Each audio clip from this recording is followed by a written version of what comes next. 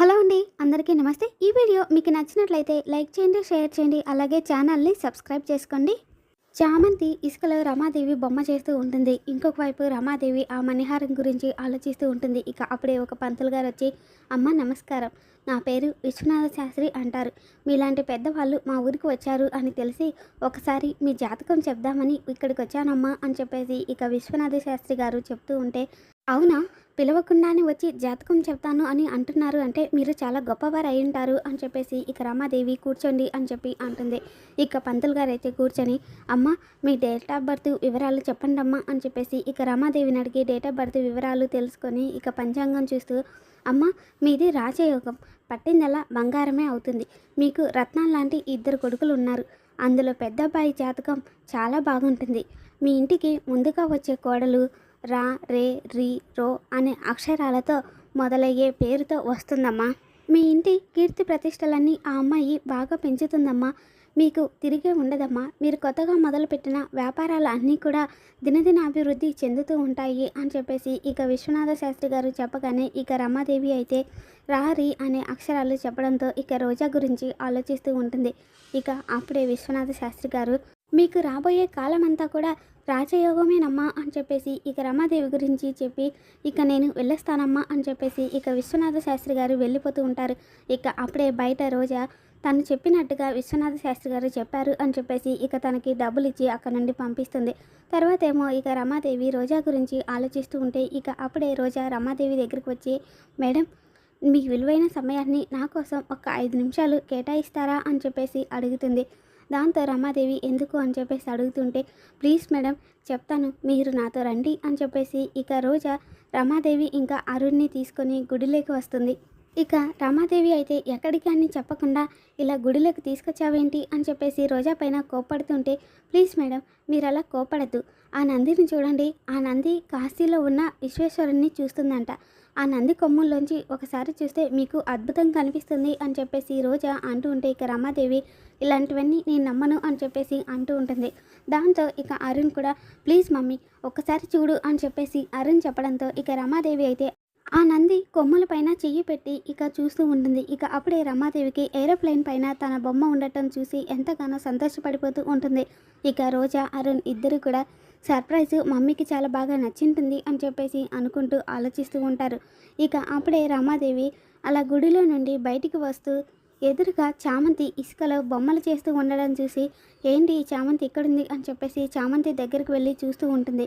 ఇక అక్కడికి వెళ్ళి రమాదేవి చూసేసరికి చామంతి రమాదేవి బొమ్మ గీసి ఉంటుంది. ఇక ఆ బొమ్మను చూసి రమాదేవి ఎంతగానో సంతోషపడిపోతూ, నీకు చెక్క బొమ్మలే చేయడం వచ్చు అనుకున్నా, కానీ ఇలా ఇసుకలో కూడా బొమ్మలు చేస్తావా అని చెప్పేసి చామంతిని అడుగుతూ ఉంటే ఇక చామంతి అయితే, మా ఊర్లో ఉన్నప్పుడు చిన్న చెక్క ముక్క దొరికినా బొమ్మలు చేసేదాన్ని, అలానే మట్టి దొరికినా కూడా దాంతో కూడా నేను బొమ్మలు చేసేదాన్ని. ఈ పండు వెన్నెల చూడగానే ఎందుకో మీ బొమ్మ చేయాలి అనిపించి బొమ్మ చేశానమ్మా అని చెప్పేసి చామంతి చెప్పగానే ఇక రమాదేవి అయితే ఆ బొమ్మని అలా తీక్షణంగా చూస్తూ ఉంటుంది. ఇంకొక వైపు ఇదంతా చూస్తున్న రోజా అయితే, దీన్ని వెళ్ళిపోమంటే వెళ్ళిపోలేదేంటి ఇది అని చెప్పేసి ఇక రోజా, నాకైతే ఇది మీ పరువు తీయాలని ఇలా చేసింది మేడం అని చెప్పేసి రోజా అంటూ ఉంటే, ఏమంటున్నావు రోజా అని చెప్పేసి రమాదేవి అడుగుతుంది. అవును మేడం, ఆకాశంలో తిరిగే మిమ్మల్ని ఇది ఇలా నేలపైన ఇసుకతో మీ బొమ్మ చేసి మిమ్మల్ని అవమానించాలి అనుకుంది మేడం. ఈ బొమ్మ ఇసుకతో చేసింది కాబట్టి 1 రోజు ఉంటుంది, 2 రోజులు ఉంటుంది. ఆ తర్వాత అటు ఇటు తిరిగే వాళ్ళు అందరూ కూడా ఈ బొమ్మని తొక్కుకుంటూ పోతారు. అంటే మిమ్మల్ని పాతాళానికి తొక్కేసినట్టే కదా మేడం, ఇది మిమ్మల్ని అవమానించడానికి చేసినట్టే కదా అని చెప్పేసి రోజా చెప్పగానే ఇక దాంతో రమాదేవికి కోపం వచ్చి, నీకు ఎంత ధైర్యం ఉంటే నా బొమ్మని ఇలా నేలపైన చేస్తావు అని చెప్పి చామంతి చెంప పగలగొట్టి, నేనంటే నీకు అస్సలు భయం లేకుండానే పోతుంది. మా ఇంటికి వచ్చిన దగ్గర నుండి నీకు నచ్చినట్టే చేసుకుంటూ ఏదో ఒక కారణం చెప్పి తప్పించుకుంటూనే ఉన్నావు అని చెప్పేసి ఇక రమాదేవి చామంతిని కొడుతూ ఉంటుంది. దాంతో చామంతి ఆ బొమ్మ పైన పడిపోతుంది. ఇక అప్పుడే చామంతి చేతికి ఆ మణిహారం తగులుతుంది. ఇక చామంతి రమాదేవి ఆ మణిహారాన్ని తీసుకుంటుందేమో అని చెప్పేసి తన పైట కొంగులో రమాదేవి చూడకుండా అలా పట్టుకొని ఉంటుంది. ఇక రోజా ఇంకా కొంచెం కోపం పెంచాలి దీనిపైన అని చెప్పేసి, చూసారా మేడం, అది మిమ్మల్ని ఎంతలా అవమానించాలి అని అనుకోకపోతే మీకు మణిహారం అని పిచ్చి అని చెప్పి అందరికీ తెలియాలని ఆ మణిహారాన్ని మీ మెడలో గీసింది అని చెప్పేసి రోజా చెప్పడంతో ఇక రమాదేవికి ఇంకా కోపం ఎక్కువైపోయి చామంతిని కొడుతూనే ఉంటుంది. ఇక మణిహారం కోసం వస్తున్న రామయ్య దూరంగా నుండి చామంతిని కొట్టడం చూసి, ఏ ఎవరు నువ్వు, మా చామంతిని వదిలిపెట్టు, ఎందుకు కొడుతున్నావు అని చెప్పేసి పరిగెత్తుకుంటూ వస్తూ ఉంటాడు. ఇక రామయ్య చామంతి దగ్గరికి రాబోతున్నప్పుడే పైనుండి ఒక హెలికాప్టరు కిందికి వస్తూ ఉంటుంది. ఇక అప్పుడే ఆ హెలికాప్టరు గాలికి అక్కడున్న దుమ్ము మొత్తము ఇక రమాదేవి, చామంతి అక్కడున్న వాళ్ళ అందరి కళ్ళల్లో పడబోతూ ఉంటే ఇక అందరూ కూడా కళ్ళకి చేతుల్ని అడ్డు పెట్టుకొని ఉంటారు. ఇక అప్పుడే రామయ్య చామంతి దగ్గరికి వచ్చి, అమ్మ చామంతి, ఎవరావిడ, ఎందుకు నిన్ను కొడుతుంది అని చెప్పేసి రామయ్య అడగగానే, నాన్న అదంతా వదిలేసి మనం ఈ మణిహారాన్ని కాపాడుకోవాలి, నువ్వు దీన్ని ఎలాగైనా తీసుకెళ్ళిపో నాన్న అని చెప్పేసి ఇక చామంతి ఆ హారాన్ని వాళ్ళ నాన్నకిచ్చి పంపించేస్తుంది. తర్వాతేమో హెలికాప్టర్ వెళ్ళిపోవడంతో ఇక అక్కడున్న దుమ్ము మొత్తము కూడా కళ్ళల్లో పడకుండా ఆగిపోతుంది.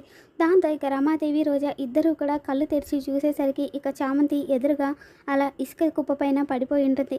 ఇక దాంతో రమాదేవి అయితే, ముందు ఆ ఇసుక కుప్పని మొత్తాన్ని కూడా చదును చేయవే అని చెప్పేసి చామంతి చేత ఇక ఆ ఇసుక మొత్తాన్ని కూడా చదును చేయిస్తూ ఉంటుంది. ఇక అప్పుడే అక్కడికి ప్రేమ వచ్చి అమ్మ అనగానే ఇక రమాదేవి కోపంగా చూస్తూ ఉంటుంది. ఇక చామంతి ఆ ఇసుకను మొత్తాన్ని కూడా చదును చేయగానే దాని చుట్టూ ఒక గీత గీయి అని చెప్పేసి ఇక చామంతిని అందులో నిలబడమని చెప్పి తన చుట్టూ ఒక గీతని గీయిస్తుంది. మరి రాబోతున్న ఎపిసోడ్లో ఏం జరుగుతుందో మళ్ళీ మన ఛానల్లో తెలుసుకుందాం. Thanks for watching.